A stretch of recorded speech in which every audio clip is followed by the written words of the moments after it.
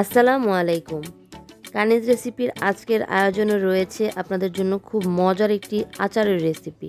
অনেকে হয়তোবা দেখে গেস করতে পারছেন এটি কিসের আচার, আবার অনেকে হয়তোবা পারছেন না।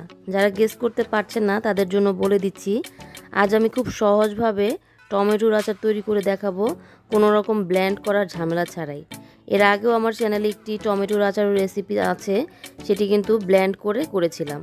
তবে এটি আরও সহজ পদ্ধতি, তাই ভাবলাম আপনাদের সাথে শেয়ার করি। তা আর দেরি না করে আমি ঝটপট চলে যাচ্ছি মূল প্রস্তুত প্রণালীতে, কিভাবে খুব সহজে আমরা টমেটোর টক ঝাল মিষ্টি আচার তৈরি করব। এখন যেহেতু টমেটোর সিজন, খুব কম দামে কিন্তু আপনি টমেটো পেয়ে যাচ্ছেন, তাই এই আচার বানিয়ে সারা বছর সংরক্ষণ করতে পারেন। আমি চলে এসেছি মূল প্রস্তুত প্রণালীতে। আমি এখানে নিয়ে নিয়েছি 4 কেজি টমেটো। 4 কেজি টমেটোর আচার বানাবো আজকে আমি।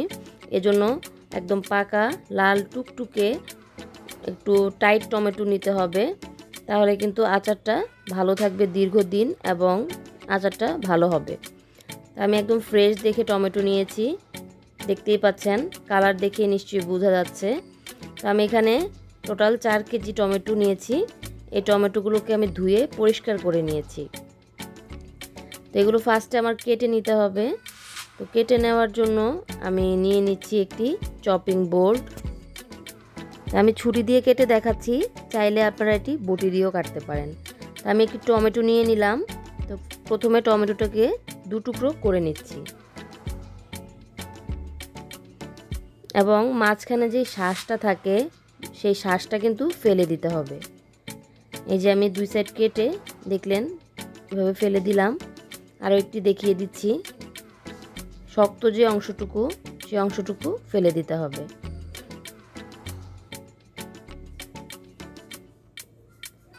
এখন টমেটোটাকে আমি 4 পিস করে নিচ্ছি, অর্ধেকটাকে। আপনাদের টমেটোর সাইজ যদি একটু ছোট হয় সেক্ষেত্রে আপনারা আপনাদের আন্দাজ মতো বড় ছোট করে নিতে পারেন, তবে খুব বেশি ছোট করার দরকার নেই। আমি মিডিয়াম সাইজের টমেটো নিয়েছি, যেটা কিনা আমি টোটাল 8 পিস করেছি। এভাবে করে আমি বাকি সব টমেটোগুলো কেটে নিচ্ছি। এই তো আমার সবগুলো টমেটো কেটে নেওয়া হয়ে গেছে। টমেটো শ্বাসগুলো আলাদা করে ফেলেছি, দেখতেই পাচ্ছেন, তা না হলে আচার নষ্ট হয়ে যাবে। চলে এসেছি চুলায়। আমি একটি বড় প্যান বসিয়ে দিয়েছি, প্যানটাও গরম হয়ে গেছে। এখন এর মধ্যে আমি দিয়ে দিব তেল। এখানে আমি 4 কেজি টমেটোর জন্য তেল দিব টোটাল 1 লিটার। যে কোনো আচারের মধ্যেই তেলটা যতটুকু বেশি দেওয়া যায় সেটাই ভালো, তবে কম, 1 লিটার থেকে কম এখানে ইউজ করবেন না। তো আমি 1 লিটার তেল দিয়ে দিলাম। তেলটা এখন অপেক্ষা করব একটু গরম হওয়ার জন্য। তেলটা হালকা গরম হয়েছে, এর মধ্যে এখন দিয়ে দিচ্ছি 20টার মতো শুকনো মরিচ। এটা আমি একটু কেটে দিয়েছি, একটু নেড়ে চেড়ে দিলাম। এবং এবার দিয়ে দিচ্ছি এখানে 1/2 কাপ পরিমাণ থেতো করে রাখা রসুন। এখন একটু অপেক্ষা করব এগুলো হালকা ভাজা হওয়া পর্যন্ত। তো আমি এখানে 1 মিনিটের মতো এগুলোকে ভেজে নিলাম। তেলটাও গরম হয়ে গেছে এবং এই পর্যায়ে আমি দিয়ে দিচ্ছি এখানে 2 টেবিল চামচ পরিমাণ আছে আস্ত 5 ফোড়ন এবং 1 টেবিল চামচ পরিমাণ আছে আস্ত সরিষা। আমি এটা দিয়ে দিচ্ছি এবং দিয়ে দিচ্ছি 4টি তেজপাতা। তেজপাতাগুলোকে আমি একটু 2 টুকরো করে দিচ্ছি। এগুলোকে আবার মিনিট খানেক একটু ভেজে নিব।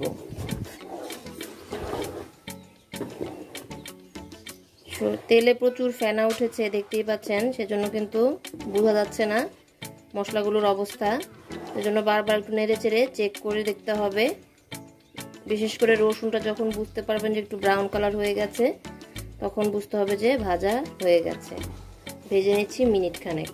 ফিরে এলাম মিনিট খানেক পর। এ পর্যায়ে আমার রসুনগুলো হালকা ব্রাউন হয়ে গেছে। তো এখন আমি এর মধ্যে দিয়ে দিব এই কেটে রাখা টমেটোগুলো।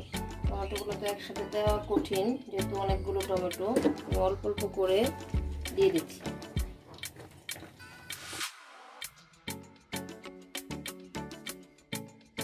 তো টমেটোগুলো দেওয়া হয়ে গেছে।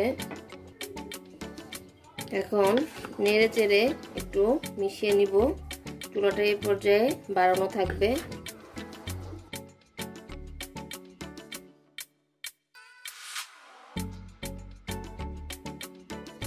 কাজগুলো একটু সময় এবং ধৈর্য নিয়ে করতে হবে। যে কোনো আচার বানানোর ক্ষেত্রে আসলে ধৈর্য নিয়ে আচারটা তৈরি করতে হবে, তা নাহলে আচার ভালো হবে না। মশলার সাথে টমেটোগুলোকে মিশিয়ে দেওয়া হয়ে গেছে। এখন আমি এখানে ঝালের জন্য অ্যাড করে দিচ্ছি।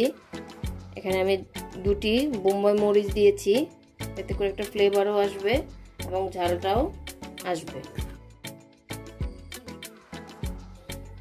আরও কিছু মশলা এখানে অ্যাড করব। দিয়ে দিচ্ছি স্বাদ অনুযায়ী লবণ,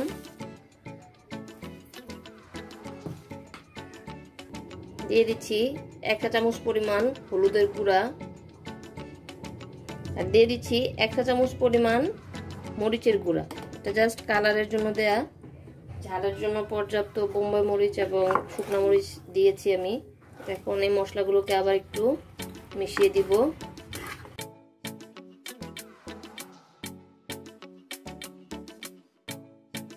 মিডিয়াম ফ্লেমে চুলাটাকে রেখে অপেক্ষা করব 10 মিনিট। তো ফিরে এলাম 10 মিনিট পর। দেখতেই পাচ্ছেন টমেটো থেকে পর্যাপ্ত পানিও বের হয়েছে এবং টমেটোটা অনেকটা আগে থেকে কিন্তু চেপে গিয়েছে। চুলাটা এখন কিন্তু হাই ফ্লেমেই আছে। হাই ফ্লেমে রেখে আমি এটাকে 1 ঘন্টার জন্য এভাবে রেখে দিচ্ছি। মাঝে মাঝে একটু নাড়া দিয়ে দিতে হবে। ফিরে এলাম 1 ঘন্টা পর।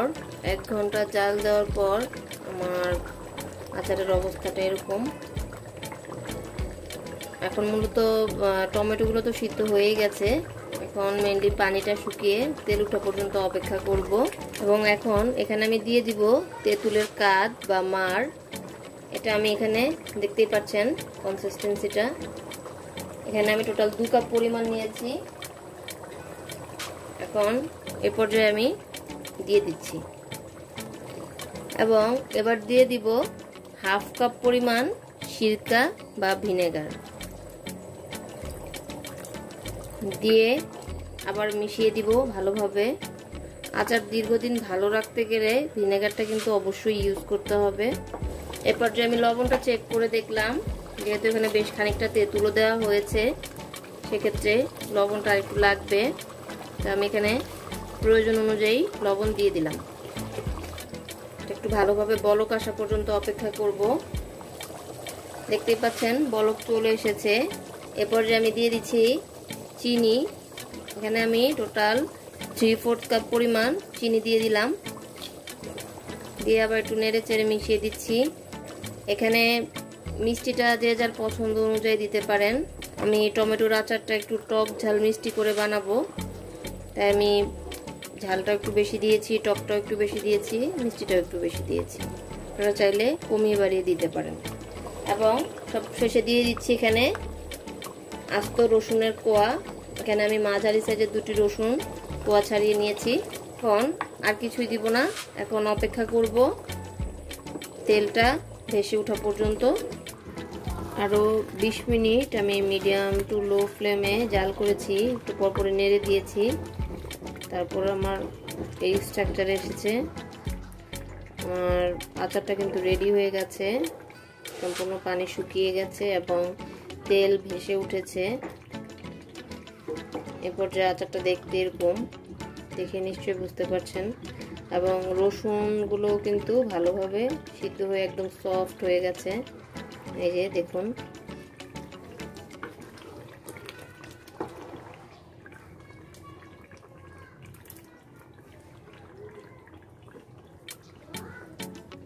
দেখতেই পাচ্ছেন আচার কিন্তু একদমই রেডি। এখন চুলাটা অফ করে দিব এবং এর মধ্যে দিয়ে দিব, এখানে দিয়ে দিচ্ছি 1 টেবিল চামচ পরিমাণ 5 ফোড়ন গুঁড়া এবং 1 চা চামচ পরিমাণ টালা জিরার গুঁড়া।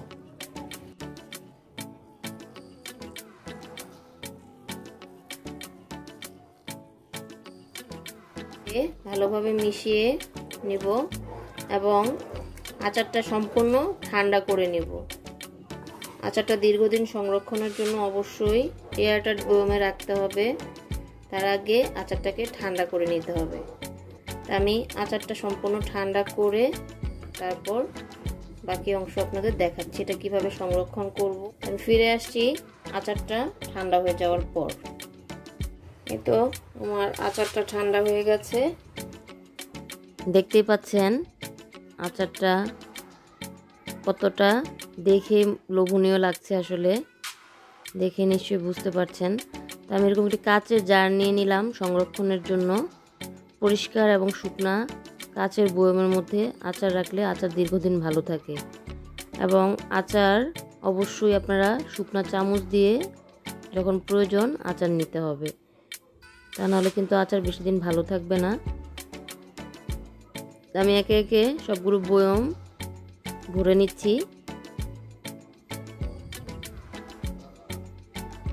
এই তো একটা বয়ম ভরা হয়ে গেছে, এভাবে বাকিগুলো ভরে নিচ্ছি। টোটাল আমার 3 বয়ম আচার হয়েছে 4 কেজি টমেটো দিয়ে। এই তো দেখে নিশ্চয়ই বুঝতে পারছেন। আর অবশ্যই একটা বিষয় মাথায় রাখবেন, আচারের উপর যেন তেল ভেসে থাকে, তাহলে কিন্তু আচার দীর্ঘদিন ভালো থাকবে। এই ছিল আমার আজকের আয়োজন। আশা করি আপনাদের ভালো লেগেছে। ভালো লাগলে চ্যানেলটি সাবস্ক্রাইব করে সাপোর্ট করবেন, বন্ধুদের সাথে বেশি বেশি শেয়ার করবেন। আর টমেটোর স্বাদ সারা বছর পেতে চাইলে অবশ্যই টমেটোর এই আচারটি ট্রাই করতে পারেন।